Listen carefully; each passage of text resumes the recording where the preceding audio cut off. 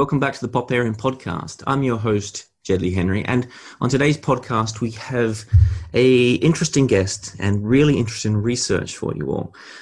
This is the head of the Department of Philosophy at Lagos State University in Nigeria, author of the new book, Karl Popper and Africa, Knowledge, Politics and Development. This is Oseni Taiwo Afisi. Welcome to the podcast. Thank you very much, Jed. Glad I'm here. Thanks for having me. Well, it's my pleasure, I promise. Your research looking into this is really interesting to me. It's much broader than how I'm going to describe it now, so I might get you to do it. But it's the work of Karl Popper, and you're going to do it in the context of Africa and a whole range of issues around Africa as well. So as you start, I might get you just to introduce what your research is, because it really is quite an interesting tract of research. Well, my research is basically on Karl Popper's critical rationalism, and what I try to do is to go beyond what the conventional idea of Popper is, to contextualizing it to contemporary issues in Africa. Karl Popper's critical rationalism, especially his idea on politics, talks a lot about freedom, about liberalism, about piecemeal engineering and all that. So I thought that one of the best ways that we can look at Popper is to see how it can be put to practice in some form in which Africa can benefit. And so that's basically what my research is about. The issue about using Popper's supposed idea of individualism to a society that is largely communitarian, may seem a bit problematic, but I've been able to look at ways in which we can merge some form of, we can merge liberalism with communitarianism. And because I've found that there are social elements even in Popper's liberalism, and this works very perfectly for communitarian principles in Africa. So that's basically what my research is about, looking at Popper's liberalism to see how to contextualize it to Africa. And that's why this really is such interesting research, because for many readers of Popper, they may think, as you just said, those two things are quite contradictory. But as we'll get to, that you pass them in very interesting ways here, and we'll get to it. But I think a first step we might want to take here is just to introduce Karl Popper's Open Society and its enemies. Not just the book, I suppose, but the broad ideas. We'll get into them in much more details as the podcast runs on. But as a broad overview, what is that idea of the Open Society? And also, how did Popper find himself in New Zealand? Because that background is also going to have some relevance for later discussion as well. Yes, thank you very much. To understand Popper's book, The Open Society and Its Enemies, we need to understand what took Popper away from Austria, how he got himself, how he found himself in England, got himself to New Zealand, and eventually came back to England. The issues with Hitler's totalitarianism of the time, and the Nazist issues, which didn't encourage intellectualism in Europe at the time, led quite a number of people away from Austria, especially the logical positivists, including Popper himself. And so many of them were scattered. We're talking about logical positivists like Rudolf Carnap, and a whole lot of others left Europe at the time to the United States of America, and quite a number of others went elsewhere. But Popper particularly left Europe and eventually found himself in New Zealand, especially at the University of Canterbury, Canterbury University College it was called at the time. And so Popper reflected on his war, I call it my war report or my war book, because it looked at what happened in Europe at the time and felt that there was so much that could be done, because the Europe at the time was not open. The society wasn't open, and it considered New Zealand as one of the most open societies that human beings could live. And so it looked at different theories and felt that there are quite a number of theories that are motivating such totalitarian regimes. So his book, Open Society and Its Enemies, are in 2 volumes. The first one he called the Open Society and Its Enemies. He wrote on Plato. The volume 1 is on Plato, and the other volumes, the other volume rather, is on Marx and Hegel.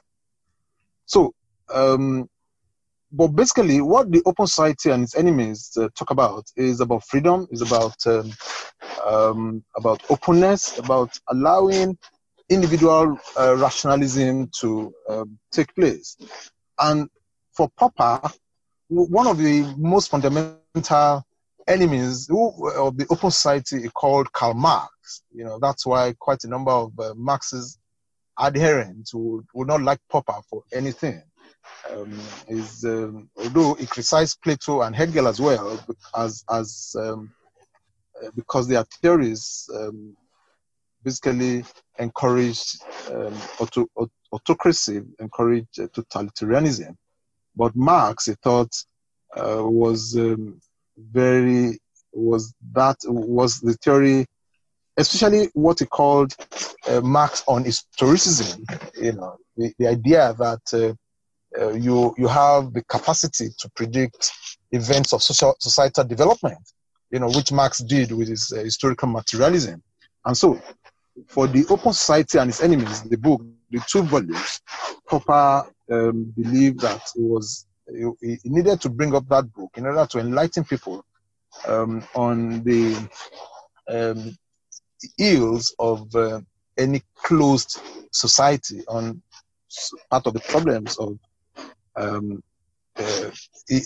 tribal societies. Yes, Popper called closed societies tribal societies, and the solution to it is for us to ensure that we have a society that is open, that is full of freedom, that people can actually express themselves without any form of hindrance on their rights. There is one more thing, though, and this is the thing that touches on, you write about it in your work, which I read through the last few weeks, and it's so interesting here. There's one more element there that Popper really rails against in this, and it's nationalism in almost all its forms. He was against Jewish nationalism. He pushed back on it in almost every way. And he had this idea of it that it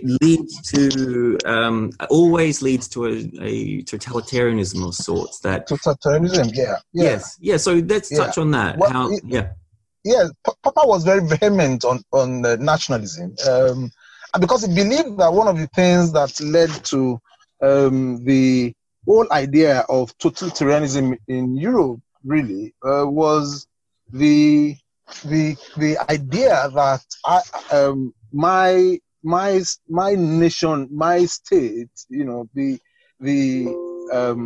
idea that I am a nationalist, that my state or my tribe is the only one that is better, is superior than others, And this, to Popper, led to the idea of Nazism that happened in Europe, that flushed out many of logical positivists in German-speaking countries, as well as Popper himself, So to Popper, nationalism is something that is tribal. It is something that leads to eventually to totalitarianism, because to him the rise of nationalism and its impact on European culture had significant consequences on the personal lives of many intellectuals at the time.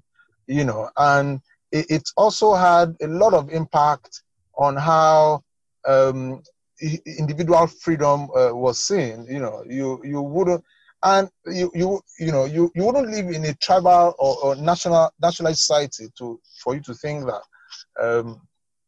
you're free. And this is one of the reasons that Popper had problems with Israel, because he believed that, if we all can see what is happening, I'm not trying to judge, but what is happening in Israel, between Israel and Palestine today, there are quite some of the things on both sides. One of the problems that we have is nationalism, although that is taken to the extreme, but it doesn't mean that because one is a nationalist, one cannot be a liberal. But the kind of nationalism that Popper is talking about is that which brings about tribalism. It brings about, it automatically leads to totalitarianism. So Popper was vehemently against any form of nationalism that would make you believe that your tribe, your ethnic group is superior to all others, because to him it will lead to social radicalism eventually, And so to Popper, nationalism, whichever way it goes, is something that leads to retrogression rather, of the society instead of society progressing. So, and the only way society can progress is if we have an open society. So let's jump into Africa and the context there, and we can begin to build out all those details of the open society and nationalism there. And you write in one of your articles that I have before me now, you write that traditional African societies are both collectivists and communalistic in nature, but you go on to say they are not necessarily totalitarian, anti-egalitarian, or stagnated. So how is this possible? Right. One of the, I criticize Popper in this very, in this aspect, not throwing Popper's ideas away, but I believe that if there is a way that we can marry Popper's liberalism with communitarianism, in fact, it's possible for us to have a liberal communitarian idea, that is anchored on Popper's idea of social freedom. If you look at what African society, the theory of African politics is about, it's based on the idea of communitarianism, the idea of collectivism. But Popper criticized collectivism, any form of collectivism, because he believed that it is tribal. And because Popper criticized nationalism, because to him, nationalism is tribal, But one of the things that I talk about in my my essay is to say that there's a difference between tribalism and tribal. One can be tribalistic, okay, but that's one aspect. But the other aspect is that you can belong to a tribe that does not necessarily mean that you lack freedom or your freedom is impinged upon. So the tribalism that Popper is against is understandable. That is the kind of tribalism that is associated with nationalism.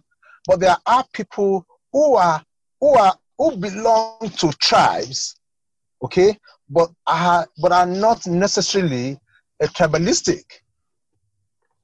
Okay, so my point with Popper here is to say that there is the possibility of bringing together people who belong to different tribes, because as a result of their membership of those groups of those tribes, yet they are not. There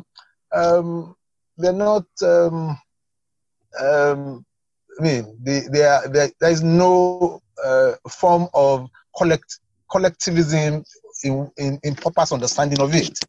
Okay, there is the idea that you can be free even within the even within your group, there is of course there's something that is called the kind of freedom that Popper talks about is individual freedom, but there is something that is called social freedom. It means that you are free within the confines. Your freedom is linked to the freedom of others, and that makes sense. We can't say, for example, because I have an individual freedom to do whatever I want, and while I'm driving on the street, there is the traffic light for me to stop. But because I do not want anyone to impinge on my right, I fail to stop because it is my right to move to drive on the road. Okay, it is my right to express my individual freedom, but my individual freedom must not impinge on the freedom of others. And so that is what we talk about in social freedom that is embedded in African politics, African political philosophy, okay, African communitarianism. Your freedom is limited by the freedom of others. You are free for as long as you also observe or respect the right of others, the freedom of others. Okay, so that is the way I look at it. The idea that we can, generalize, we can anthropologically generalize that all forms of collectivism, of all forms of communitarianism is bad because it is tribal. The difference would not be the distinction between being tribalistic and being in a tribe, belonging to a particular tribe.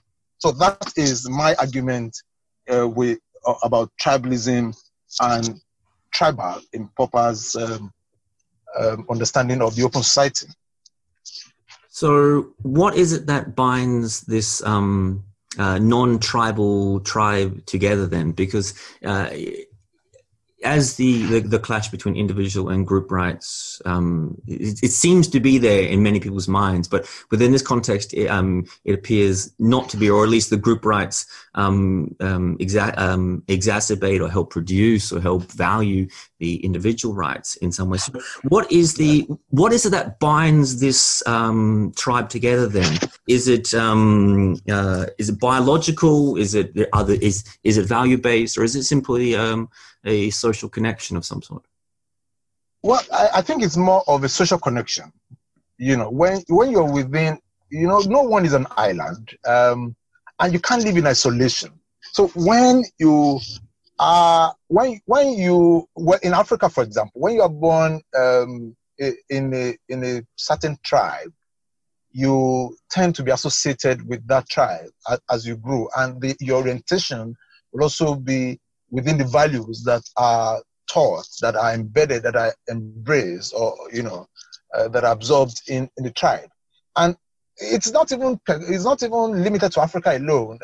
It's everywhere. Even in Europe, America, we all belong to one tribe or the other. We probably may not call it tribe, all right. But for as long as you associate yourself with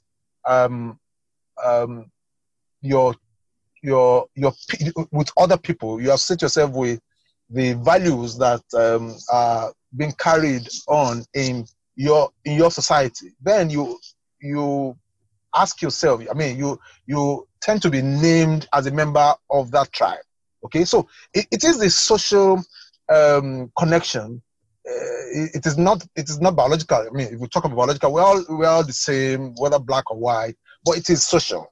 It is more social, and it is within that social condition, that will approximate who you are. Because, for example, I am a Yoruba man, and there are over 300, 400 tribes in Nigeria. All right, but I am first of all a Yoruba man before I'm a Nigerian. Of course, if we have to talk about who we are nationalistically, I'm Nigerian. All right. But if we have to talk about who I am as an individual, I am Yoruba, okay?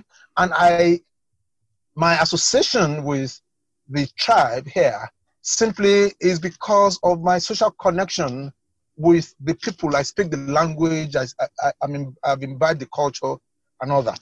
And so it is expected that whatever I am is an extension of my association with other members of my group. Okay, so wherever I am in the world, each time I travel abroad to Europe, to America, you know, I am still, it's like I am an ambassador of my tribe, you know. And so I look back to see something is peculiar here. Whatever you do, you know that your people are also concerned, either positive or negative, you know.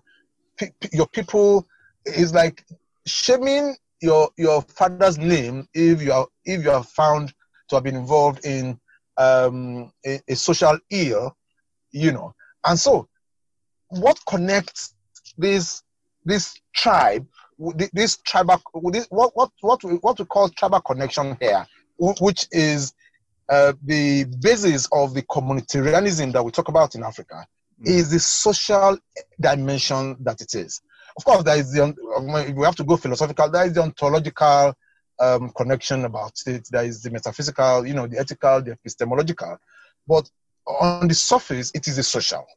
Okay, and that is one of the things that.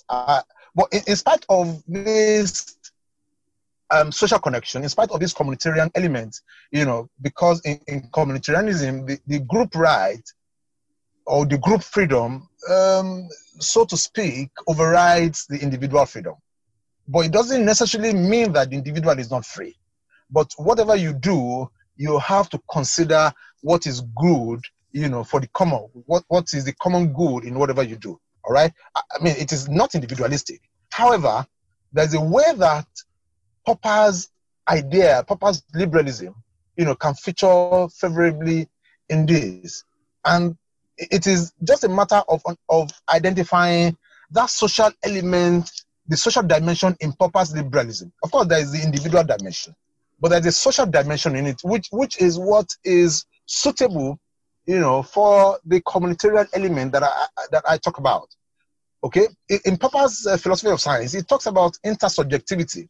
You can't be, you know, intersubjectivity here is about being critical, and if you want to be critical, you cannot be critical of yourself alone. You be critical of the other, and that is what critical rationalism is about. Critical rationalism is about both of us sitting down, 2-3 of us sitting down and talking about things. You know, if you are right, you may be right. I may be right. You know, it's just a matter of all of us understanding that we all have our rights at every point. That's basically what critical rationalism is about. But you cannot do critical rationalism without intersubjectivity rather. And so intersubjectivity in this sense, because it involves more than one person, becomes social. Okay? And so this social element in Popper is what I have identified as important as essential in the application, in its application to a communitarian element in African philosophy. I mean, whatever we call communitarian is also social. All right, and that is exactly where my point of convergence with Popper is the convergence between Popper's liberalism and African communitarianism. Of course, that's what I call liberal communitarianism. Yeah, that does clear it up a lot more in my eyes. That direction from Popper's epistemology here, that science needs to be a social activity. You can't really reason by yourself. Right. It does beg a question though. As you're speaking there, I was thinking, and you mentioned the common good.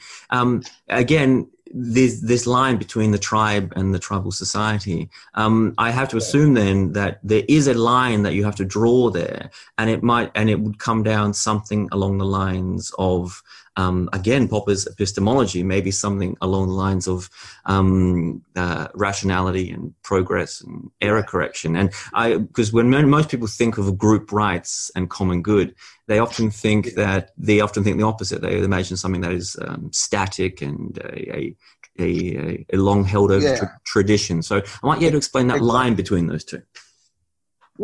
it is actually the static tribalism. It is the static nature of tribalism that Popper is critical of.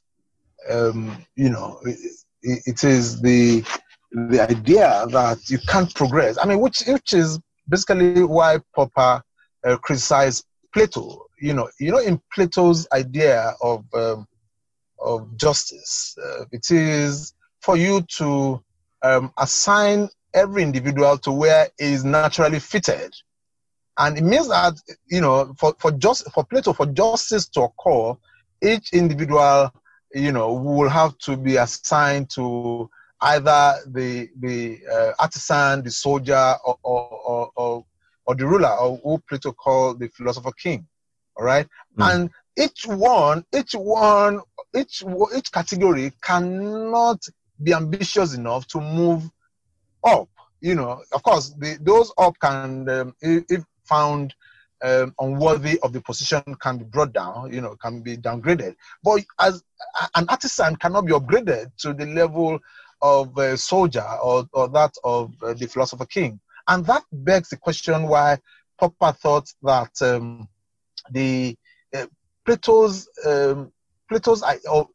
idea of the republic is totalitarian, because it means that no individual can have any ambition for progress, okay? And that is tribalistic, that is totalitarian, and that's static nature is what Popper is critical about, is critical of, And so, if we make a critical distinction, as I've been saying, between a tribal closed society, okay, that is intellectually stagnated, from a society that is open, but people belong to the tribe. I hope you're getting the two distinctions. Mm-hmm. One is a tribal society that is intellectually stagnated, and that is what Popper criticizes against Plato, because if that society is intellectually stagnated, no one, no matter how brilliant a child from the artisan is, cannot be promoted to a higher level. And so that is intellectually stagnated. All right? But we're talking about another society where people belong to tribes, but they are open, but their society is open. In spite of the level of common good that is observed, individuals in that society are encouraged, to achieve whatever they want to achieve. We can take example the Maori people of New Zealand. I studied in New Zealand. Just let me say that I followed Popper to Christchurch in New Zealand. All right, and the Maori people of New Zealand, they are an example of a society that is open. Okay? It's a society that is open. Every individual is free. However, your freedom is considered within the freedom of the common good, within the society, within common good. So everyone does, and everyone does whatever he wants to do, with the background that you belong to this tribe. All right, and that is also very similar to the Yoruba culture, the tribe that I'm from. All right, especially now that the whole world has become so mobile, everybody travels from one place to another. The society has become more open than it used to be. All right, and it has become more liberal than it used to be. It is no longer as illiberal as it used to be. All right, but in spite of that, people still belong to the tribe. It is not a tribe that is intellectually stagnated. Okay, so that is the distinction, the clear distinction between the society that is tribal, closed, and intellectually stagnated, from a society that is open, but people belong to tribes.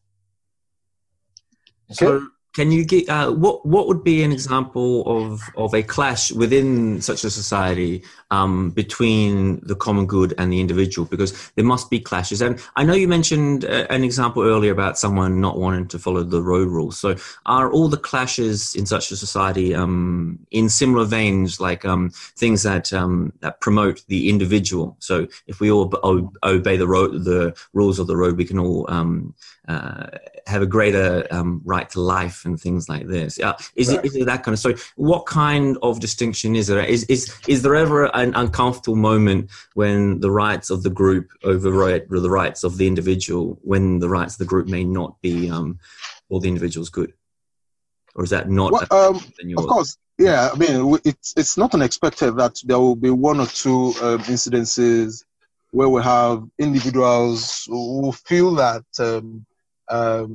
they do not want to that the collectivist or communal nature of a particular tribe, which emphasizes on common good, is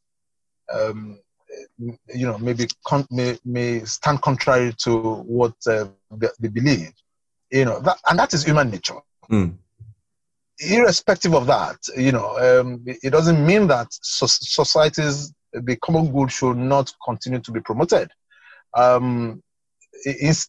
may be instances where an individual within a tribe, within the tribe, would want to emphasize on individualism. Okay, we want to emphasize on individual freedom. We want to emphasize on self-determination. But there are consequences for these kind of things. If I may want to cite a proverb in Yoruba, let me just say what it is literally. That when a child goes outside and does some terrible things, it is not only the parents. It's not only the parents that will caution or punish him or her. It is the community. It means that whatever you do, everybody knows, virtually everybody, around the community, and so whatever happens to you as an individual, you need support, social support, you need emotional support, you need people to come around for you. So if you feel that you want to be individualistic, you want to maintain your individual self-determination, and you want to be an island to yourself, there are consequences to this, because the time will come when you need people to come around you, and you may never find anybody. Okay. Sorry to make this example. I apologize in advance. When I lived in New Zealand, my next door neighbor for 6 months that I lived in that particular environment is on that particular street, I didn't know him or her. I didn't know anybody, and I was coming in and out every day. I didn't see anybody, Yep. And so on this particular day, I got the taxi at the airport, and incidentally, my next door neighbor was the taxi driver. And so when I told him I was going to a certain street, he said, "That's hi," we greeted, and he said, "I live on that street." When he took me to the house, it was exactly the house that, it was a twin building, and it was exactly he was also living in the same house that I was living in. And it's because people around there live individualistic lives, all right? But around here, everybody knows everybody, okay? When the chips are down, when push comes to shove, you don't even need to call anybody before it comes to your aid. Okay, there are people, of course, there are, especially the economic situation in Africa now, especially in Nigeria, to be specific. It is the people are standing up for one another, to help out, to come together to say, "Oh, I don't have this, okay, I can give you this. What do you have in return? You know, and that is the individualist. That is the communalistic life that we'll talk about. But if any individual, I mean, we can't rule out individuals who would say that they want to stand out. They do not want to have anything with anybody. It is not the common good that is important. It is my individual right that is important. So if you have individuals like that, when issues arise, when calamities, we do not wish for that, happen to any individual, you stand alone. Nobody. So, and that is the consequences of it. So there will be friction, there will be conflict between some individual and, you know, in relation to the common good.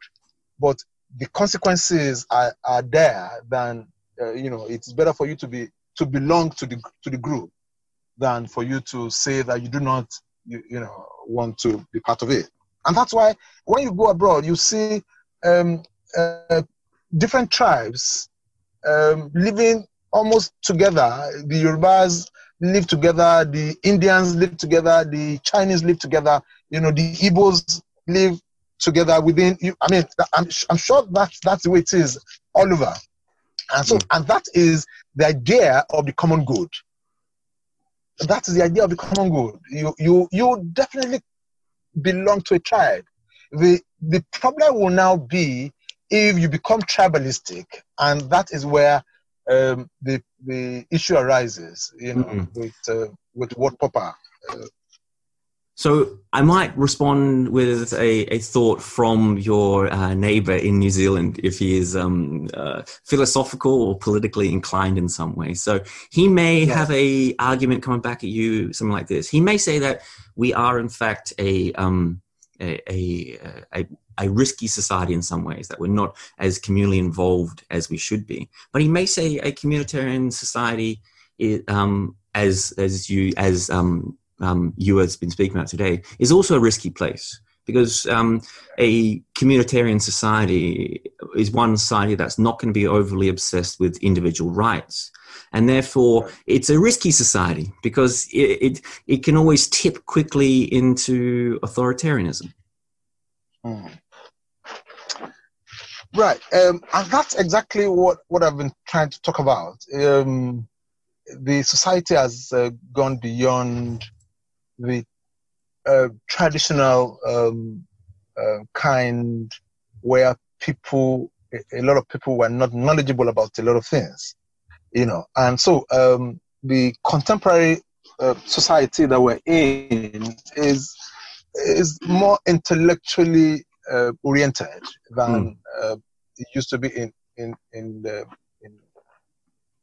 I mean, it's going to be very difficult for anyone like Hitler of this world to come up today to, you know, begin to talk about those kind of things that occurred in the 1940s.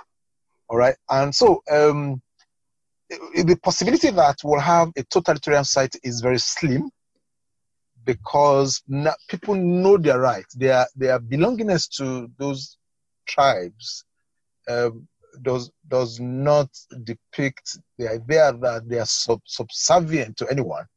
All right, it is an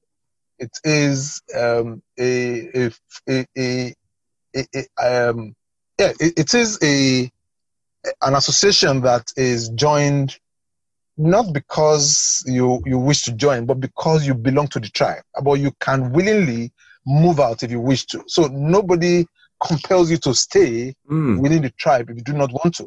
Like I mentioned earlier, that you don't have to, you know. But your association with the tribe is simply because you want to promote the values, the social, the moral values, the social values, the epistemological values that are embedded in the tribe. So the idea that there might be a totalitarian, you know, that it may tip onto to becoming a totalitarian society someday, it's no longer the case, because people are now more intellectually experienced or advanced or oriented than it used to be. So in one of my papers, I mentioned that the communitarianism or collectivism in traditional Africa, gave us what we have today in contemporary times. But in spite of the collectivist nature or the communitarian nature of those societies, they were not necessarily totalitarian in themselves. They were not anti-egalitarian. They were not even stagnated. Okay, and so if it didn't happen at the time, there's no possibility that it will happen now. But of course, we've had issues where we had intertribal conflicts or wars, and that will happen in every human nature, human society, because it's part of our nature it's part of human nature to get into conflict. The ability to be able to resolve it on time and in a peaceful manner is also what is also the capacity that we need. And so if there were intertribal wars or ethnic clashes in traditional Africa, it is because people there were human beings. But it doesn't mean that, in fact, many of them reacted to totalitarianism, which was why they react, there are examples in this part of the world where we had kings who wanted to impose taxes on people, and people revolted. Okay, at the time. So it means that even at the time, even in traditional Africa, where communitarianism and communalism existed, there were situations where people fought against totalitarianism.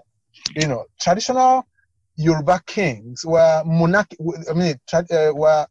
constitutional. In fact, they were referred to as being constitutional. They were constitutional monarchs. It means that there were checks and balances on them. There were the Oyomesis. There were the the Oyomesis were traditional chiefs who were entrusted with the power to check the excesses of the king.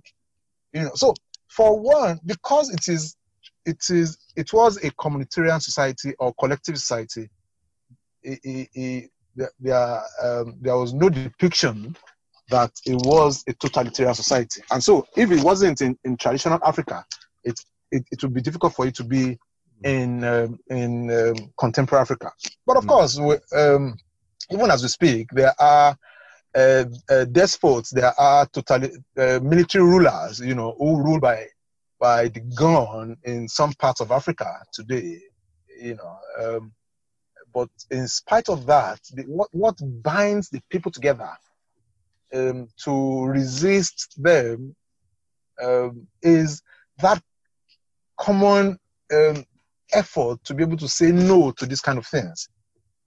So the problem with African politics is not totally unconnected, so to speak, with democracy. I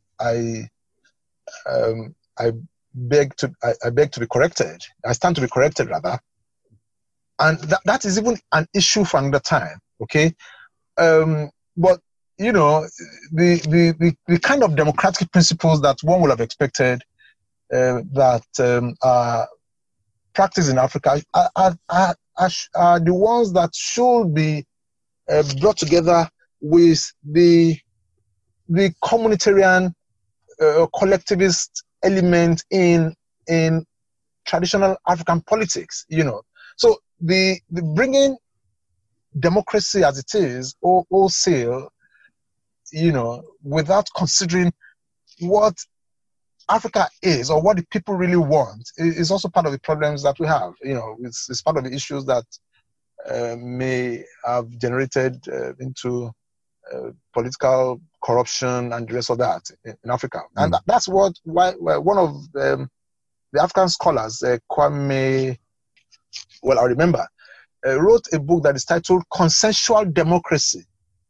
It titled it Consensual Democracy. And it's different from majoritarian democracy that is of the West. This one is consensual democracy, and it is embedded with the ingredients of collectivism and communitarianism.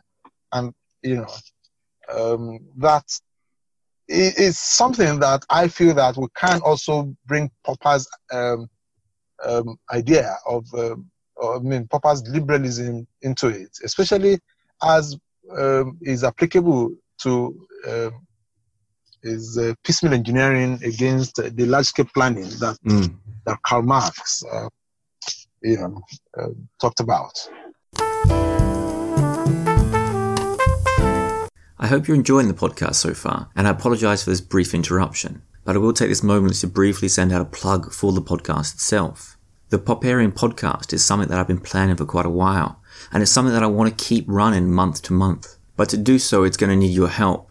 If you're willing or able or interested, please go to the links below the podcast and support us however you can. It will be your help as listeners that keeps the podcast going and keeps the content coming out, and I thank you in advance. And with that said, we will now return to the second half of the interview. Thanks for listening. I might offer a thought, and this is a really interesting thought based on what you've said there. And it's from your own work here.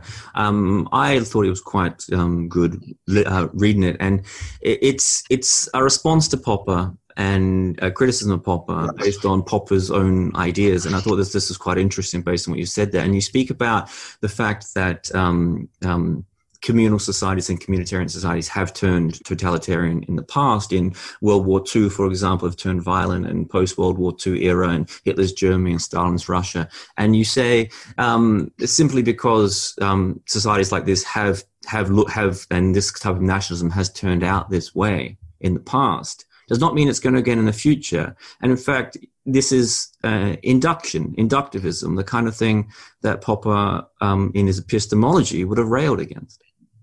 Yeah. I mean, it's because there has been issues of nationalism in the past. It doesn't mean that it will happen again in future. Because Popper assumed that what happened in Europe, the nationalism, the rise of Nazism that happened in Europe, which led to the flushing of many intellectuals away from there, and which led to, of course, the killings of many people who were not Europeans, especially the Jews and the rest of that, led quite a number of people to various parts of the world, as I said. But the assumption that Popper had was that because it had happened in the past, the possibility that it will happen again is high, because people may tend to continue the idea of nationalism, okay, which is tribal, which is an element of tribalism, all right.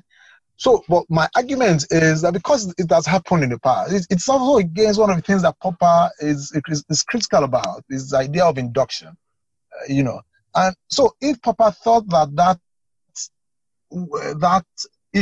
event, that the occurrences that happened at the time may also happen again, which is why he's trying to avoid the idea of, being critical about tribalism for people to come together. Then it is also being, how do I put it? Is also being guilty of what was critical about. However, I feel that because, as I say, it has happened in the past, doesn't mean that it will continue to happen. But it doesn't necessarily also mean that people should not belong to tribes. The tribalism that Popper was critical of was, the society has even moved from there. The society has changed. There is so much more of openness everywhere. And we have to thank Popper for that, for bringing about the idea of opponent itself. All right, but the thought that because it had happened in the past and it might happen again is something that I don't think that should be tolerated because the kind of tribalism that Popper is talking about is not that which is totally different from the idea that people belong to tribes, you know. And so the inductivism in Popper's argument here is what I have talked against, and you know, it doesn't make me less of a Popperian, actually.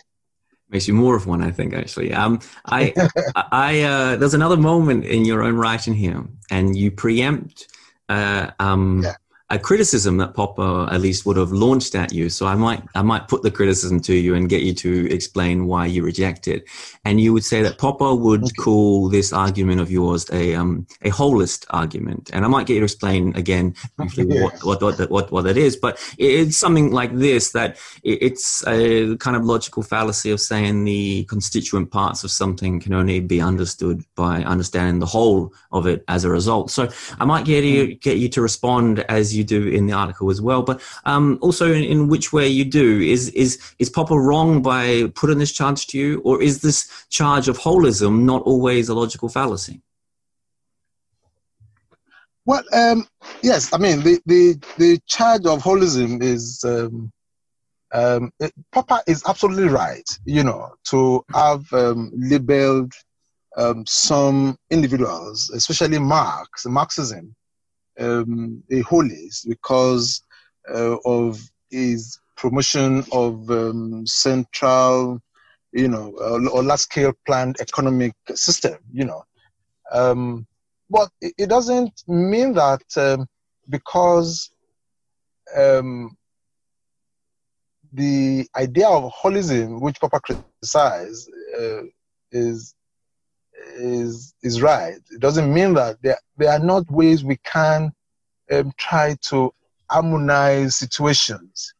You know, one of the things that I mentioned is that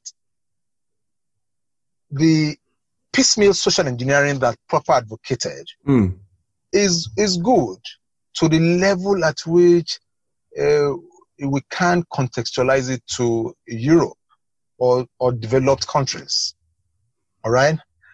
But if we look at situations in many developed or underdeveloped countries and we want to apply piecemeal engineering to it, it would amount to a snail pace ideology, okay, where we begin to, I mean, in Africa today, people, of course, there is endemic corruption.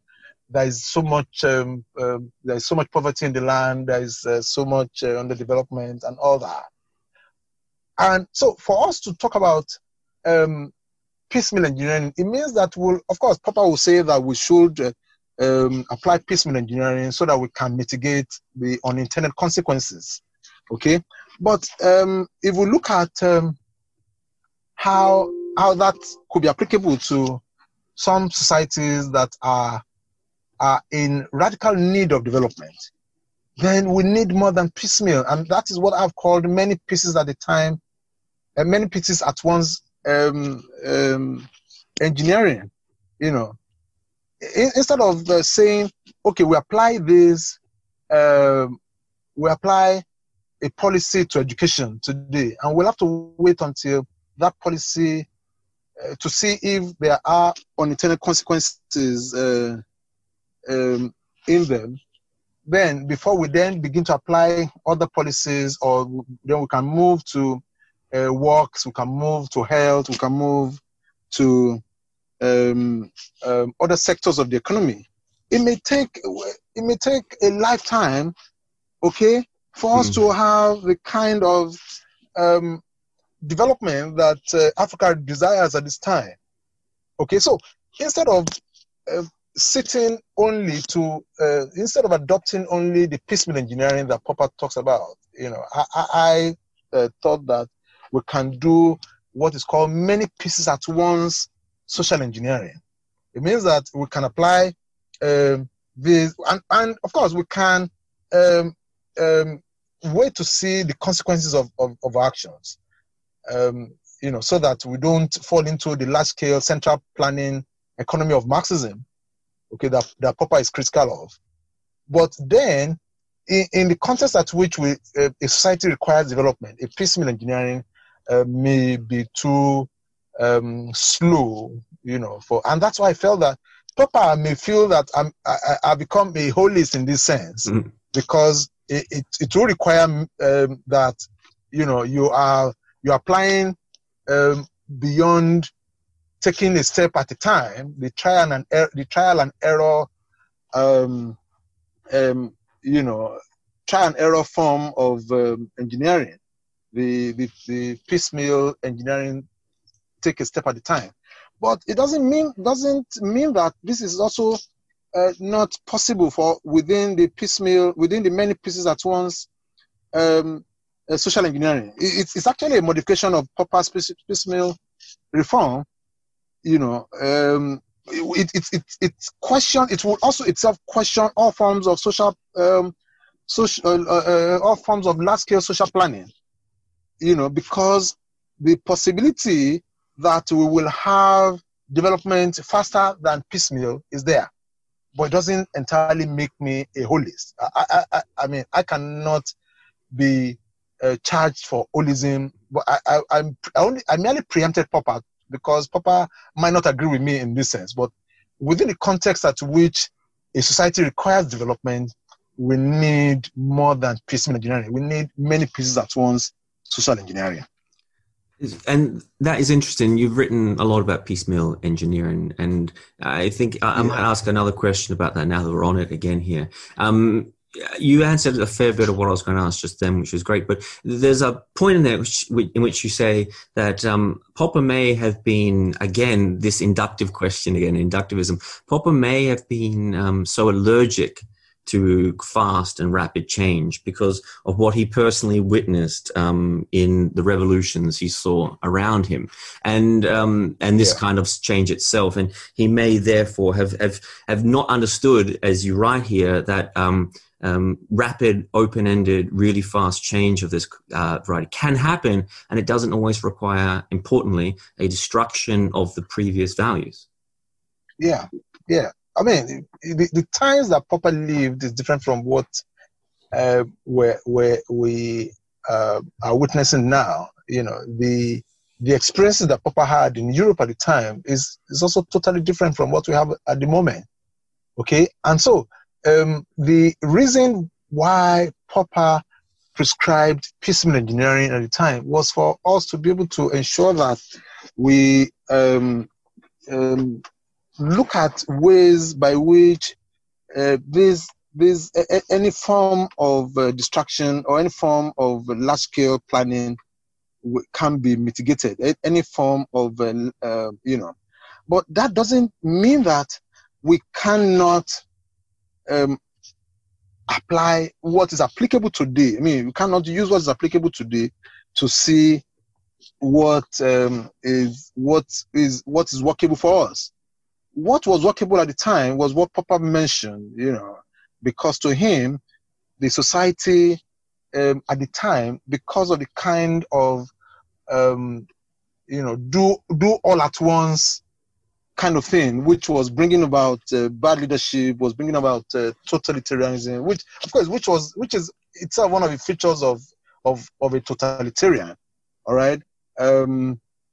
Because itself, we know that a totalitarian does not possess the kind of confidence or competence or the information that is required, at every point in time, which is the need for a piecemeal kind of approach, okay? And it's understandable why Popper had to say that at the time. But what we need at this time, okay, is a radical kind of change, a radical change where, we can itself coordinate the level at which we apply those changes. We can actually get the critical feedback that is required, that Popper really wants us to get. We can, but we really need to promote the kind of reform that is the many pieces at once. Okay, which itself is based on freedom, on critical feedback, and in the sense, it can allow a mitigation of the unintended consequences that Popper himself was critical about. It was critical of. So the times are different, and as it is, there's a need for us to apply what is workable at every point in time to in the kinds of reform or the kind of political reform that we need.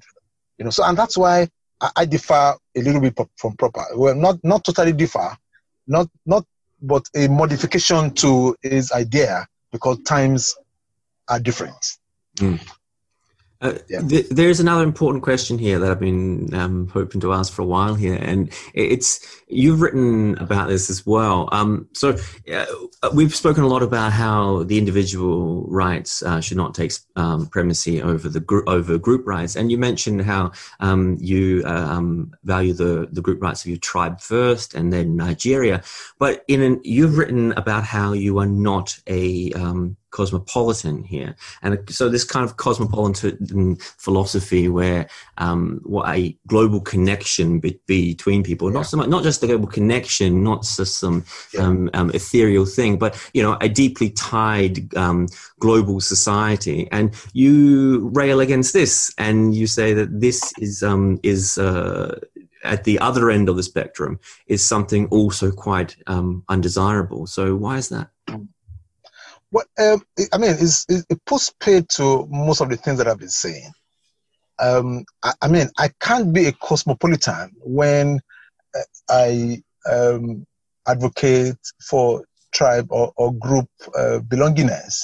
If we'll consider what Anthony Appiah has talked about cosmopolitan, about being a global citizen, that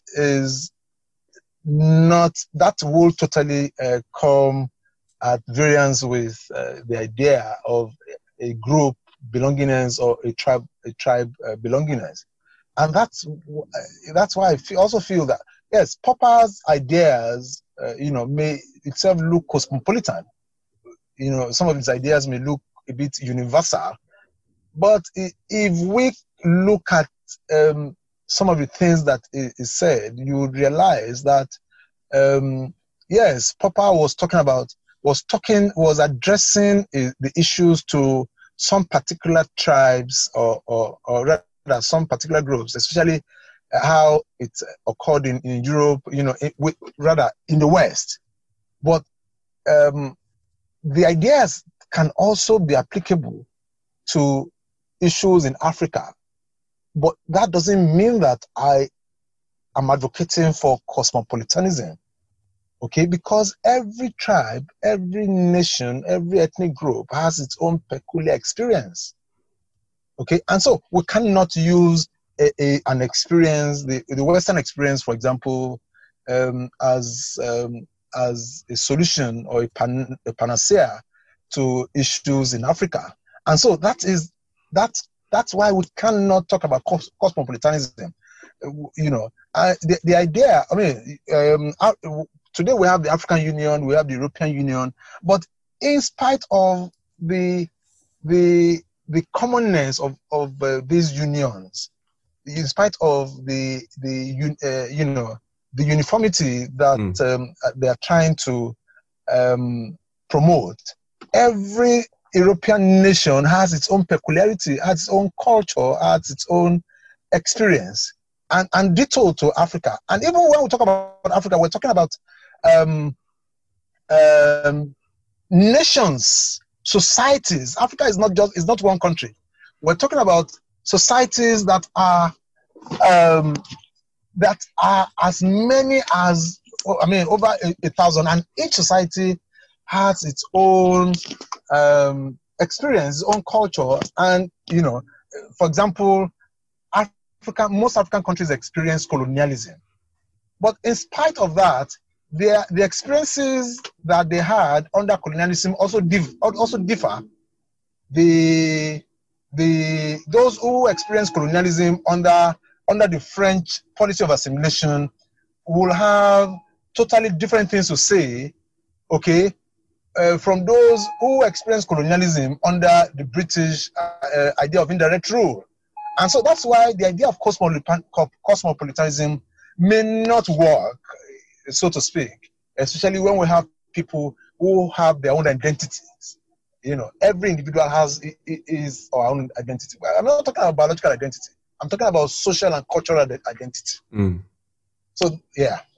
I might follow up with an interesting comparison that you put here about that claim there. So you talk about Hegel and Popper, and Hegel has this very old and very, I suppose, bigoted view about Africa. And he goes on to explain how Africans lack a universality. It goes back to his idea of history as dialectic and the spirit running through time. And he looked at Africa and said, because this is not present and Africa cannot be considered a civilization or a people in this way.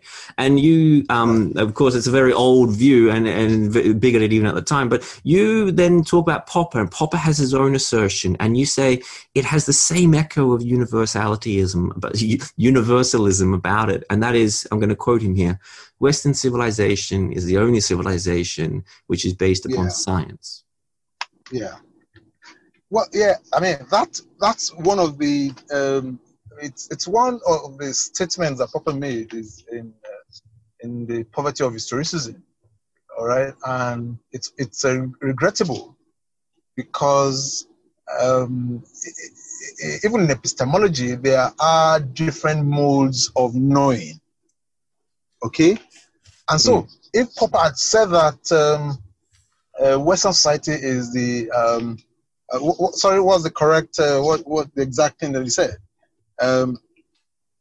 Can you give me the exact thing that he said? The exact word? Western society. He says Western civilization is the only civilization which is based upon science. Okay, yeah. So if Popper had said that Western civilization is the only civilization that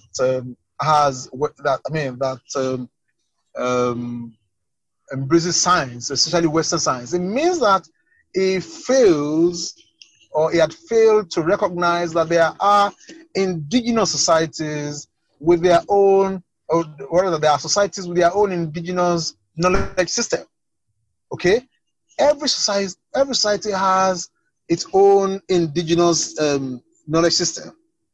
And if that's the case, it means that, well, of course, if we talk about it in the context of science, it may be different. Okay? But there are different ways that people know things, people acquire knowledge, and there are ways at which people also react to it. And so the ability to be able to recognize that this is an object of knowledge, they research into it, and they apply their own method, different from Western methodology of science, the methodology of science that is known in the West about observation, experimentation, and all that. It doesn't make it less of a knowledge system. So although I have also published another material on African science, to actually bring up the point that every indigenous society has its own knowledge system, which may be different, in methodology with Western science. But it doesn't mean that those other societies too do not have what we can classify as science. The methodology may be different. So, but it doesn't mean that we should condemn every other kind of knowledge, indigenous knowledge system, to the level, of mysticism or supernaturalist worldview. of course, it doesn't mean that there are no comparison to the level at which these indigenous knowledge systems can come at par with Western science. However, because of the kind of peer review methodology in science, okay, the one that you must subject it to some level of experimentation, well, of course, which is what Popper also talks about. Popper talks about the idea of critical testing, which will eventually lead to corroboration and theories that fail this test will be falsified. The ones that pass will be corroborated. Okay, which is a fantastic method, but it doesn't mean that even Popper himself recognizes that metaphysics is essential in knowledge production. Because metaphysics is pseudoscience, it doesn't mean that it is not essential. It's not important. Popper recognizes this. Okay, he merely subjects metaphysics to the level of pseudoscience. Okay, but that metaphysical element, the principles or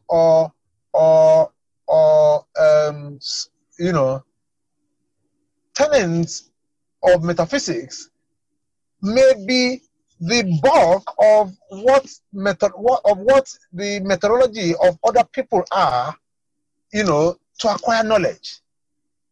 So because an individual has condemned it doesn't mean that others can't make use of it. Okay?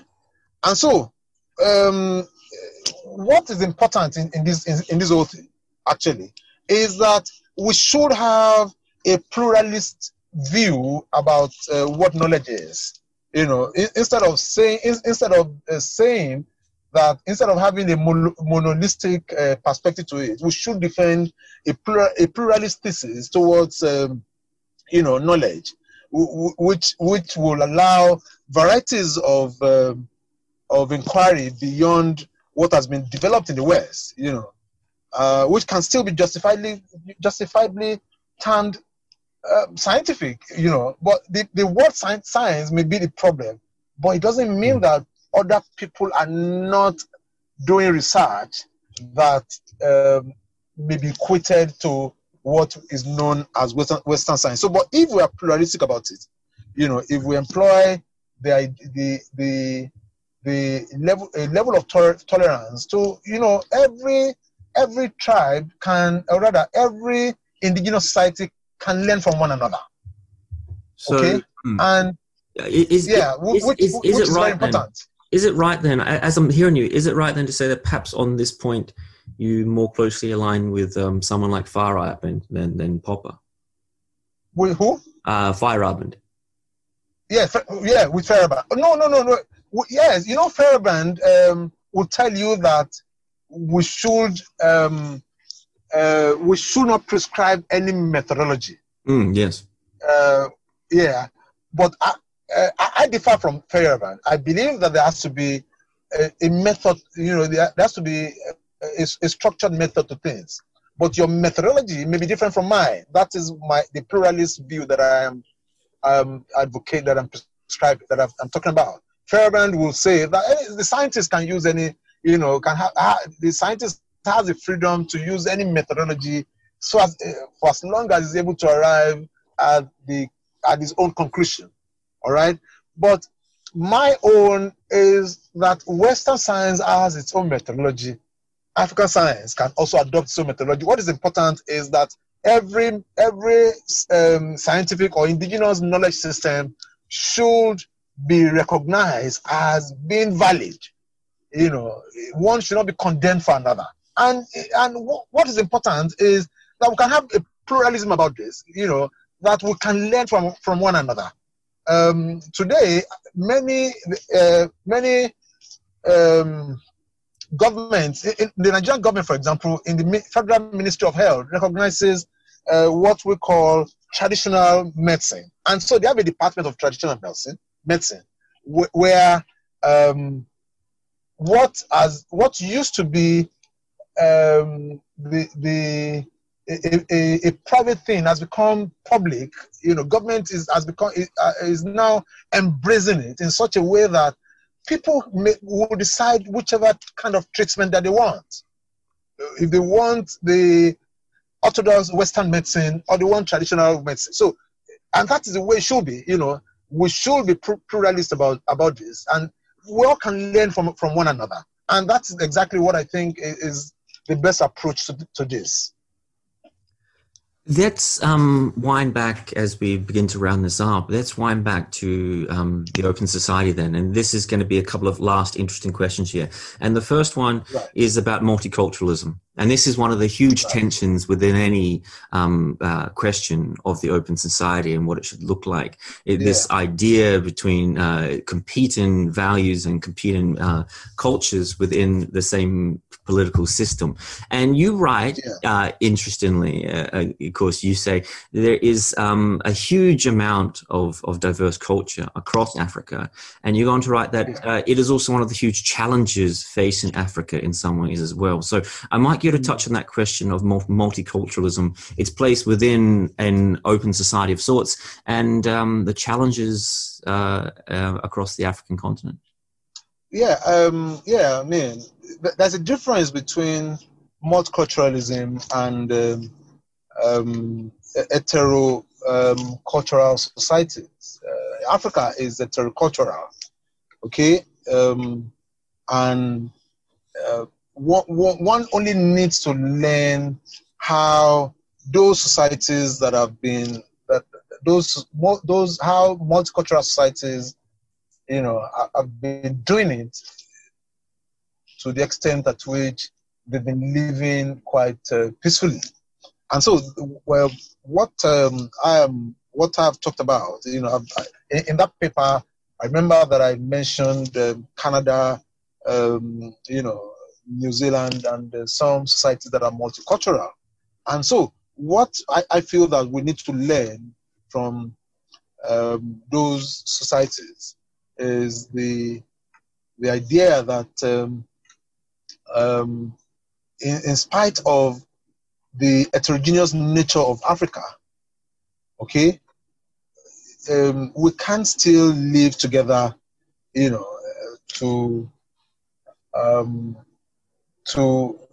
and recognize every culture as important, like it is as it is in many multicultural societies.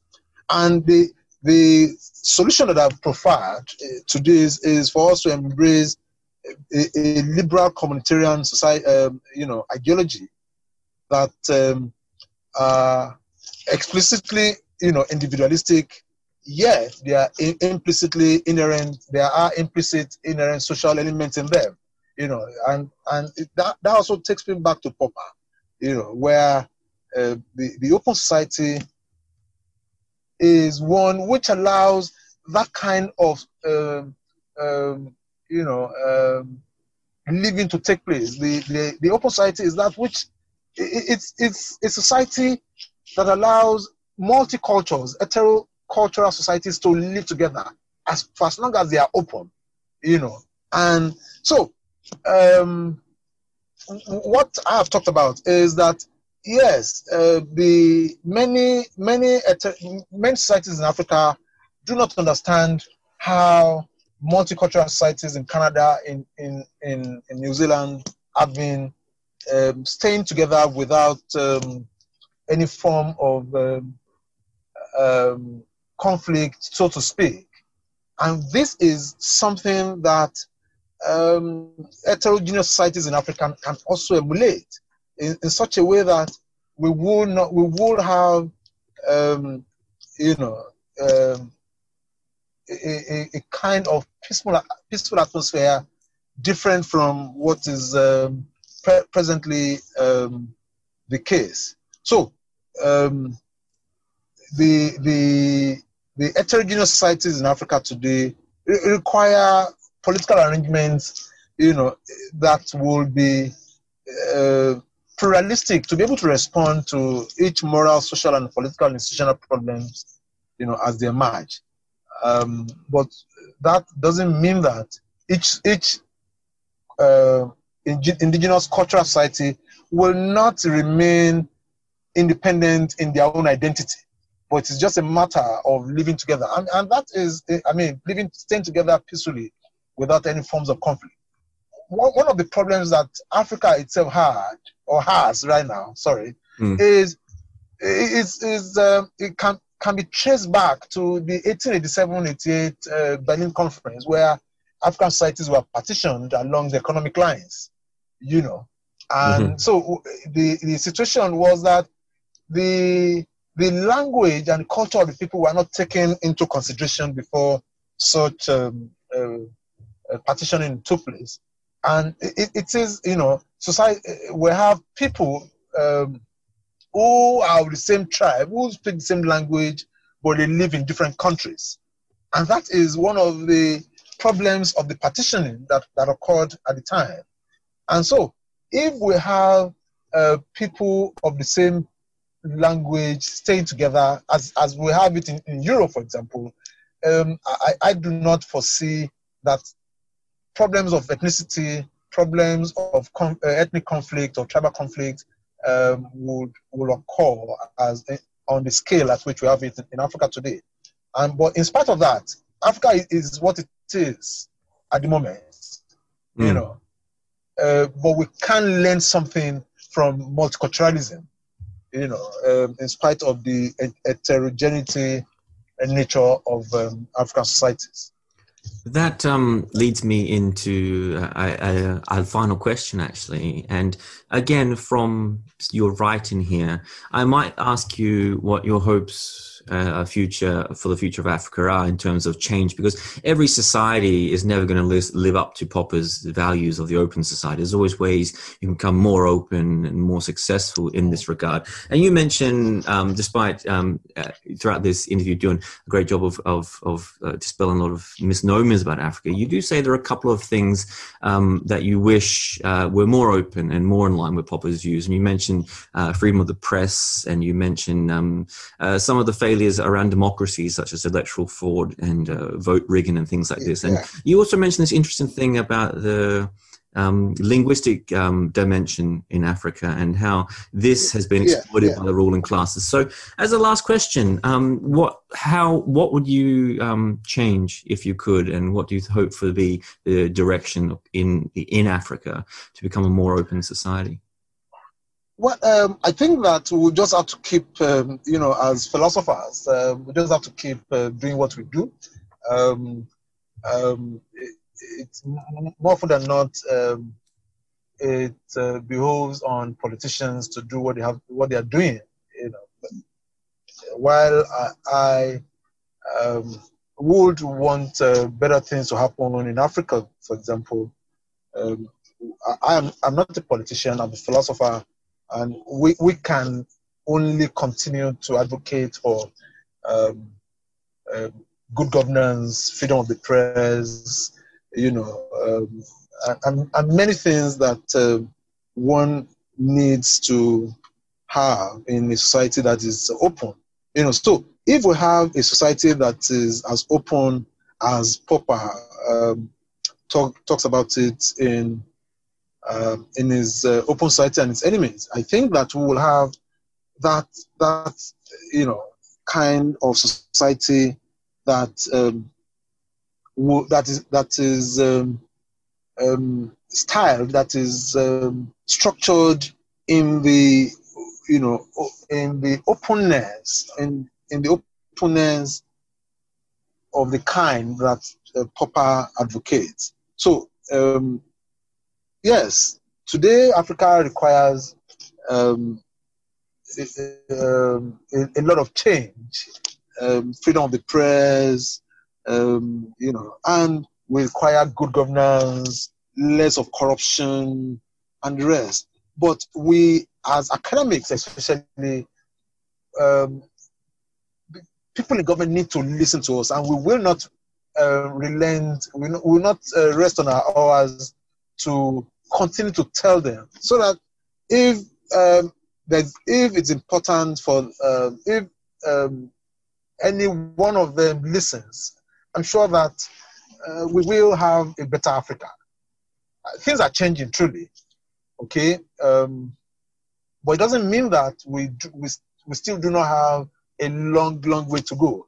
But I think that if we have a situation where our society is allowed to be open in the Popper's understanding of it, I think that there are potentials for development in both economic, and in fact, not only both, but in a general perspective, in economic, in politics, in technology, in science, and the rest of that. But a society that is that does not allow such kind of openness to happen, you can have the developments in those areas that I've mentioned.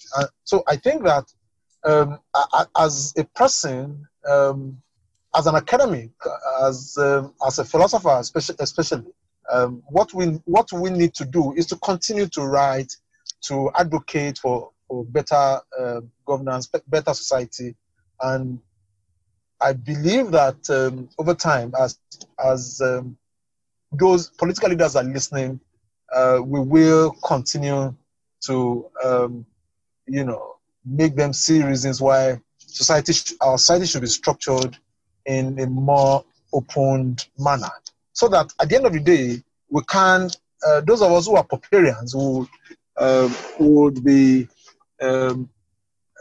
exonerated, or rather will be vindicated to say, we told you so, that society needs to be open, and because you haven't done so and so and so and so, that's why we have this and this and this and this. But if you have done this that we have said, we can have a society that is we can truly have an open society that would allow for meaningful development.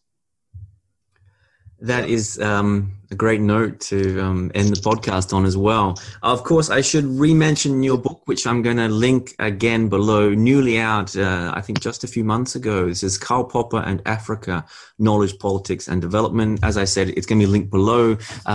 Go ahead, look for it yourself. It is an interesting read. Throughout the research I did this week of Oseni's writing, I barely got to touch on it in what has been an hour and a half now of speaking with him. So please go and have a look at it yourself. There's a lot more there, and a lot more that we could have touched on today.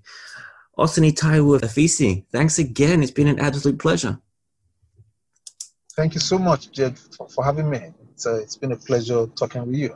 I want to make a Popperian out of a lot of people. Yes. I have students that are studying under me, and some of them are coming up as well. So that when we can continue to advocate for more open societies beyond what we have at the moment. So it's very important for us to have people that we're mentoring and that would also come up to do some of the things that we're doing. Thank you so much for having me.